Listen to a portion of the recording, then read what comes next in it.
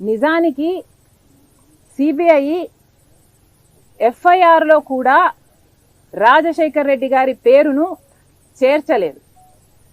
చేర్చకపోతే ఇదే పొన్నువోలు సుధాకర్ రెడ్డి గారు రాజశేఖర్ రెడ్డి గారి పేరు ఛార్జ్ షీట్లో లేకపోతే జగన్మోహన్ రెడ్డి గారు ఈ కేసులో నుంచి బయటపడడం అసాధ్యము అని రాజశేఖర్ రెడ్డి గారి పేరును సిబిఐ ఛార్జ్ షీట్లో చేర్చాలి అని సిబిఐ ట్రయల్ కోర్టుకు పోయాడు, హైకోర్టుకు పోయాడు, సుప్రీం కోర్టుకు కూడా పోయాడు. సిబిఐ కోర్టు కొట్టేసింది, హైకోర్టు కొట్టేసింది. ఆ తర్వాత సుప్రీం కోర్టులో ఏది ఎంక్వైరీలో ఏది చేస్తారో అది చేయనియండి, చేసే ప్రక్రియను బట్టి తర్వాత నిర్ణయం తీసుకుందాము అని సుప్రీంకోర్టు చెప్పింది. ఈ హోల్ ప్రాసెస్ లో ఇక్కడ గమనించాల్సిన విషయం ఏమిటంటే సుధాకర్ రెడ్డి గారు, నాకు రాజశేఖర్ రెడ్డి గారు అంటే అపారమైన గౌరవం అని చెప్పుకుంటున్న ఈ సుధాకర్ రెడ్డి గారు అదే నిజమైతే మరి మీరు రాజశేఖర్ రెడ్డి గారి పేరును సిబిఐ ఛార్జ్ షీట్ లో చేర్చాలి అని అన్ని కోర్టుల చుట్టూ ఎందుకు తిరిగారు? ఎవరైనా ఒక అభిమాన నాయకుడు అంటే ఆయన పేరుకు గౌరవం ఇచ్చి ఆయనను కాపాడాలనుకుంటారు, ఆయన రెప్యుటేషన్ ని కాపాడాలనుకుంటారు. కానీ మీరేమిటండి, మీకు అపారమైన గౌరవం ఉంది అని ఒక చెప్తూనే అన్ని కోర్టుల చుట్టూ మీ నాయకుడిని పేరుని సిబిఐ ఛార్జ్ షీట్ లో పెట్టాలి అని మీరు తిరిగారు. ఎందుకు అని అడుగుతున్నాం. ఇక్కడ ఇదంతా పాయింట్ కాదు. ఇక్కడ మోస్ట్ ఇంపార్టెంట్ పాయింట్ ఏమిటి అంటే జగన్మోహన్ రెడ్డి గారే ఒక పాయింట్ని రుజువు చేస్తున్నారు.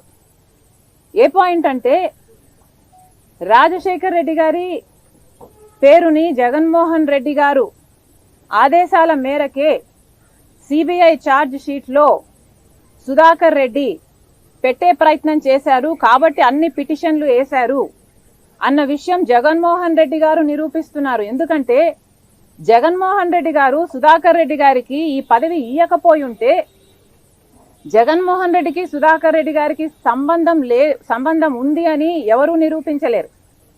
కానీ ఇక్కడ ఏం జరిగింది అంటే జగన్మోహన్ రెడ్డి గారు బయటపడాలి అంటే రాజశేఖర్ రెడ్డి గారి పేరును కూడా ఛార్జ్ షీట్ లో చేర్చాలి అన్న ఉద్దేశము వీళ్ళందరికీ ఉంది కాబట్టి, జగన్ రెడ్డి అండ్ టీమ్ కు ఉంది కాబట్టి ఈరోజు ఇది జరిగింది. కాబట్టే అందుకు ప్రతిఫలంగా అడిషనల్ అడ్వకేట్ జనరల్ పదవిని సుధాకర్ రెడ్డికి ఇవ్వటం జరిగింది అని నేను ఆరోపించటం లేదు. ఇది స్వయాన జగన్మోహన్ రెడ్డి గారు నిరూపించుకున్నారు. వీళ్ళందరూ ఒక టీమ్ గా పనిచేశారు అని. ఇక్కడ గమనించాల్సిన విషయం ఏమిటంటే జగన్మోహన్ రెడ్డి గారు పదవీ స్వీకరణ చేసింది మే 30వ తేదీన 2019 మే 30వ తేదీన జగన్మోహన్ రెడ్డి గారు ముఖ్యమంత్రిగా పదవీ స్వీకరణ చేస్తే జూన్ 6వ తేదీన అంటే ఎన్ని రోజులు, కేవలం 6-7 రోజుల్లోనే సుధాకర్ రెడ్డి గారికి అడిషనల్ అడ్వకేట్ జనరల్ పదవినిచ్చారు జగన్మోహన్ రెడ్డి గారు. మీ మధ్య ఏ సంబంధం లేకపోతే 6 రోజుల్లోనే ఎవడో తెలియని సుధాకర్ రెడ్డి, అంతవరకు ఈయన ఎవడో సమాజానికి తెలియదు, ఎవరో తెలియని సుధాకర్ రెడ్డిని తీసుకొచ్చి మీరు అడ్వకేట్ జనరల్ పదవిని ఎందుకు ఇచ్చారు, అడిషనల్ అడ్వకేట్ జనరల్ పదవిని ఎందుకు ఇచ్చారు?